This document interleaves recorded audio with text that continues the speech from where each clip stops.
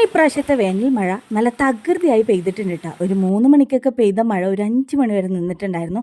നല്ല പോലെ ഇടിയും മിന്നലും കാറ്റും ഉണ്ടായിരുന്നു കേട്ടോ. അതാണ് ഈ മുറ്റത്ത് കാണുന്നത്. നമ്മുടെ വീട്ടിൻ്റെ ഫ്രണ്ടിൽ തന്നെ ഒരു മാവുണ്ട്. അതിലത്തെ സകല ഇലയും ഈ മുറ്റത്താണ് കേട്ടോ. പിന്നെ ചെറിയ ചെറിയ ചില്ലകളൊക്കെ ഉണ്ടല്ലോ മരത്തിൻ്റെ, അതൊക്കെ പൊട്ടി വീണിട്ടുണ്ടായിരുന്നു കേട്ടോ. നല്ല പോലെ കാറ്റും മഴയും ഉണ്ടായിരുന്നു. അങ്ങനെ 4 പുറവും അടിച്ച് വൃത്തിയാക്കി എടുത്തു കേട്ടോ. അത് കഴിഞ്ഞിട്ട് ഞാൻ നേരെ ചായ വെക്കാൻ വേണ്ടി പോയി.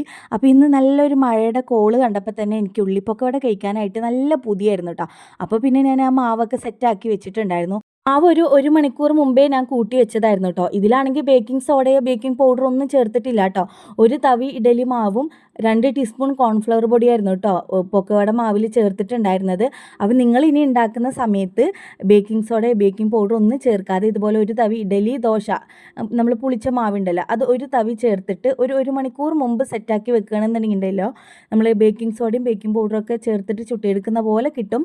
ഒരുപാട് എണ്ണ കുടിക്കില്ല കേട്ടോ. നമ്മൾ ഈ ബേക്കിംഗ് സോഡയും ബേക്കിംഗ് പൗഡറൊക്കെ ഇടുമ്പോഴാണ് ഈ എണ്ണക്കടികളിൽ ഒരുപാട് എണ്ണ കുടിക്കുന്നത്. നമ്മൾ ചുട്ടെടുത്ത് കഴിഞ്ഞാലും ആ ഒരു പലഹാരത്തിൽ ഒരുപാട് എണ്ണ ഉണ്ടാവും.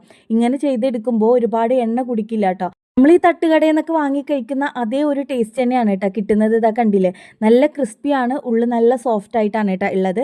അപ്പോൾ തന്നെ നിങ്ങൾക്ക് ഇതെങ്ങനെ മുറിച്ച് കാണിച്ചു തരാം. പുറം ഭാഗം നല്ല മൊരിഞ്ഞിട്ടും ഉള്ളു നല്ല സോഫ്റ്റ് ആയിട്ടാണ് കേട്ടോ കിട്ടിയിട്ടുള്ളത്. മറ്റ് എണ്ണക്കടികൾ പോലെയല്ല, ഉള്ളിപ്പൊക്കവട എല്ലാവർക്കും ഒരുപാട് ഇഷ്ടമായിരിക്കും. അതുപോലെ എത്ര കഴിച്ചാലും അധിക വേഗത്തിൽ മടുക്കില്ല. അപ്പോൾ അതാ ഞാൻ ഉള്ളിപ്പൊക്കവടയൊക്കെ ഉണ്ടാക്കിയെടുത്തു. ഇനിയിപ്പോൾ ഒരു കട്ടൻ ചായയും വെച്ചിട്ട് കുടിക്കുക. നല്ല ചൂട് കട്ടനും പൊക്കവടയും, പുറത്ത് നല്ല മഴയും.